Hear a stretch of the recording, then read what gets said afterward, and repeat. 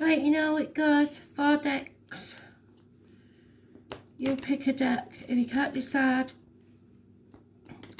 do them all. If you're one of them that can't make a decision easy, listen to them all. So, one card, Spirit, please. There's a Wisdom deck, the Aboriginal deck, the Lightworkers, and the Goddess deck. One card, Spirit, please.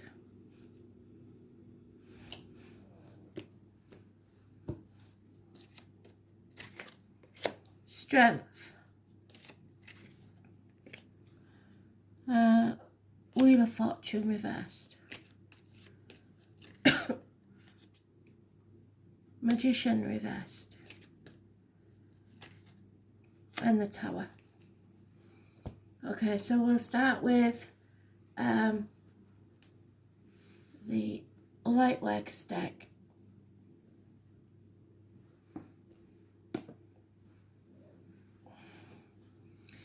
Magician, I don't know how clearly you can see that because the lights are not very good, as you know. Spirit, play with them when they like.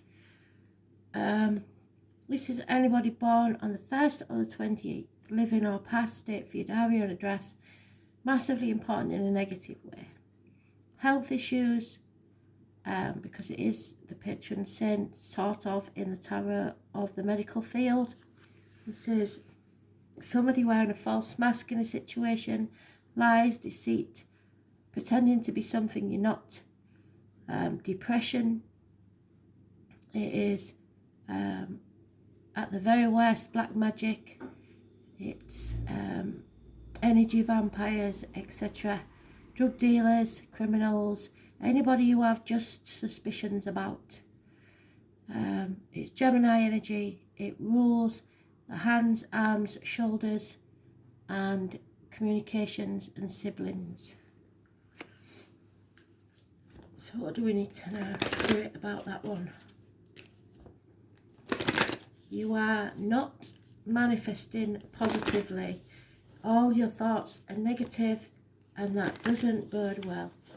So you need to turn that around, really. And watch out for people who are pretending to be something they're not. Protect yourself. Yeah, trust that niggle. So you have justified suspicions about someone. There is something not quite right, and you need to trust that niggle. So, number 52. For some of you, that number will be important. You see the girls there? So, that niggling feeling, that annoying niggling feeling, that inconvenient, annoying niggling feeling. Try as you might, it's there and it ain't going anywhere. Most people spend years ignoring that niggling feeling, throwing their best dollop of stubbornness, ego and post-rationalisation to numb them out.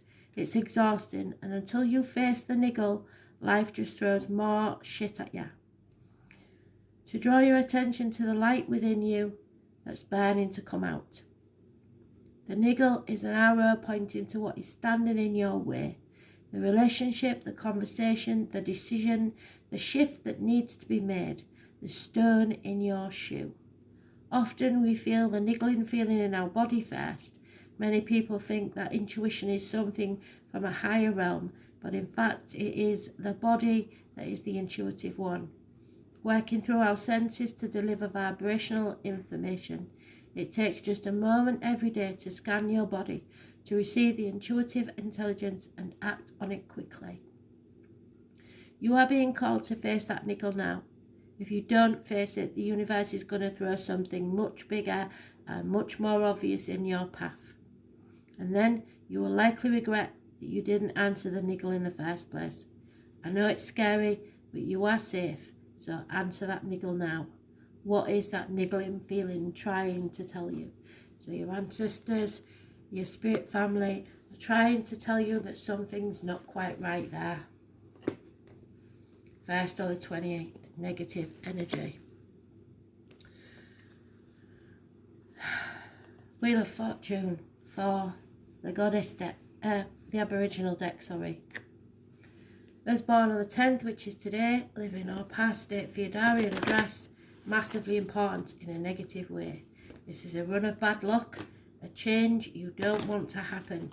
It can involve the fixed signs, Taurus, Leo, Aquarius and Scorpio, but it is for your greater good. It will be a blessing in disguise, but it will not be very nice. So what is this about, Spirit players?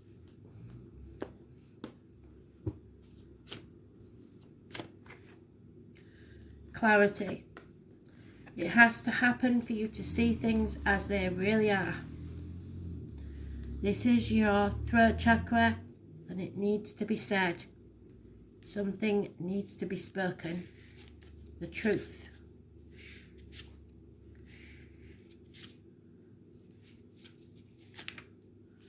Yeah. So you can see clearly. Clarity is being able to see what it really is. It's about sorting through what belongs where and to whom. The challenge is to ensure, whilst you're deciding what is and isn't yours, it's always too easy to take on everyone else's issues when you are openly exploring your own. You are plagued by feelings of unfaithfulness and disloyalty. However, you cannot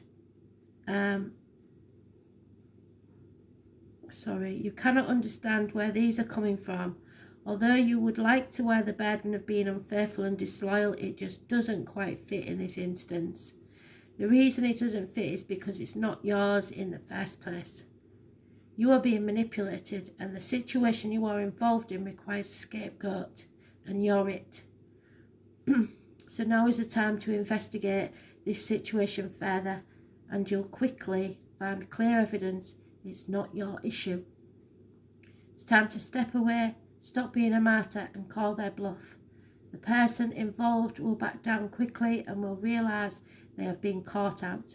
You will learn some life-changing lessons from this experience, and in future will take more time to be clearer about who owns which emotion instead of thinking you're responsible for everyone else's. So well done. So this change has to happen for you to see things clearly.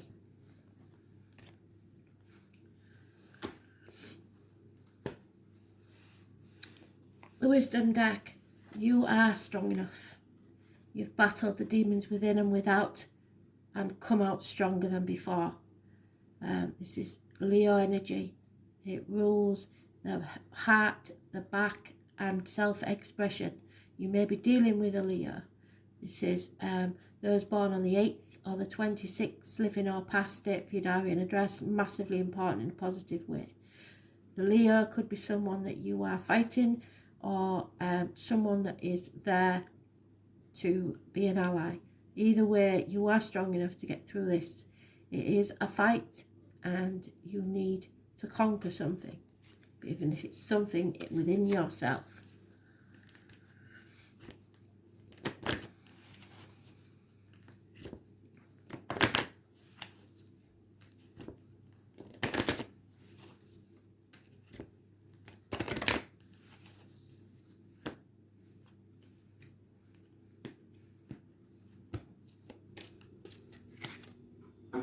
The Altar Priestess, number 39.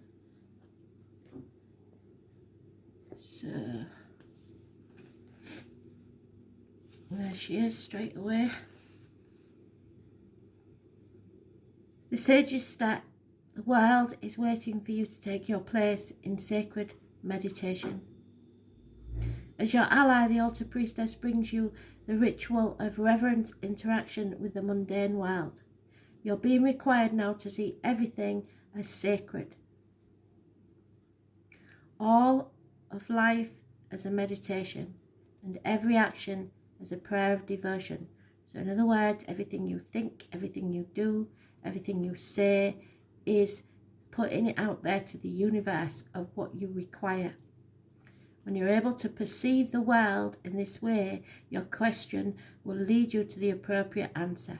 So it could be, excuse me, you see an insect, a bird, an animal, numbers on a clock, songs on a radio, all are messages from the divine.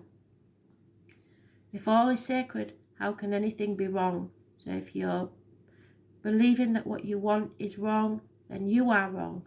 Because if it makes you happy, how can it be wrong? There are a few exceptions, obviously.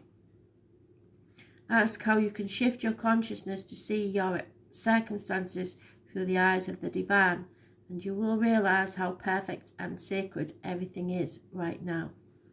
So you are strong enough to get through this. But don't deny yourself anything as long as it's not against someone else's will. And finally, we have the Goddess deck. It's the Tower. Something is about to rock your world. A shock, an explosive incident, a passionate encounter, problems with electrics and water, people leaving home, arguments, accidents within the home. Something is coming as a massive shock. I was born on the 16th, living or past, state for your diary and address, massively important in a positive way. So whatever happens, it's for your greater good.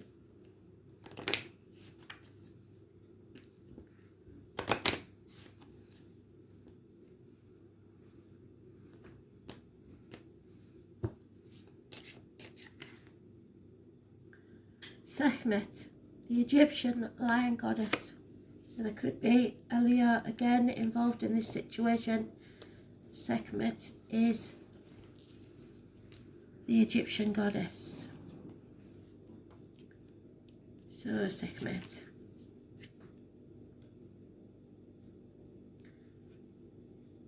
She always looks more like a tiger to me, but there you go.